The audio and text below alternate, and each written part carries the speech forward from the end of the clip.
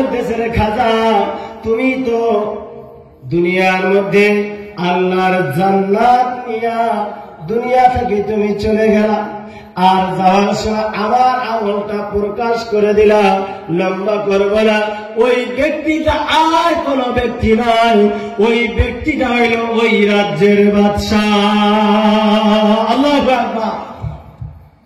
চোখ দিয়ে ঝরঝর করে পানি পড়তেছে আর বলতেছে, আপনি যদি জান্নাতের মধ্যে যান, আমলটা আমার প্রকাশ হয়ে গেল, না জানি কিয়ামতের ময়দানে আল্লাহ পাচ্ছি, কিন্তু কিয়ামতের ময়দানে যদি ওই আমলটা প্রকাশ করার কারণে আমি যদি রাস্তার মধ্যে আটকে যাই, আর রাস্তার মধ্যে যদি ফেরেশতারা আমাকে ব্রেক করে দেয়, ও খাজা আমার হাতটা ধরিয়া আল্লাহর জান্নাতের মধ্যে নিয়ে যাইও। আল্লাহু আকবার। এই জন্য কোরআনের মজলিস, কোরআনের মাদ্রাসা, উলামায়ে কেরাম, এই উলামায়ে কেরামের সাথে যারা সম্পর্ক রাখবে তাদের দুনিয়া তো সফল, আখিরাত তো কামিয়াবি। বলেন সুবহানাল্লাহ। বাজাল্লাহ লম্বা আলোচনা করার সময় নাই, একটু মহব্বতে জিকির দেই লা ইলাহা, আর জোরে লা ইলাহা, লা ইলাহা ইল্লাল্লাহ, লা ইলাহা, লা ইলাহা ইল্লাল্লাহু মুহাম্মাদুর রাসূলুল্লাহ।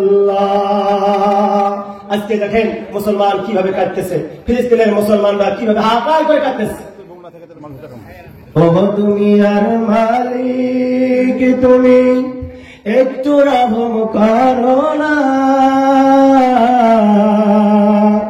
তোমার কাছে তুলেছি হাত, সহিতে পারি না জ্বালা, সহিতে পারি না জ্বালা। ফিলিস্তিনের শিশুরা আজ করেছে আহাজারি, কোথায় আছো মা বাবা, কোথায় আছো মা বাবা, কোথায় বসত বাড়ি, কোথায় বসত বাড়ি, কোথায় আছো বীর মুজাহিদ, কোথায় আছো বীর মুজাহিদ, তাদের বাঁচাও তাড়াতাড়ি,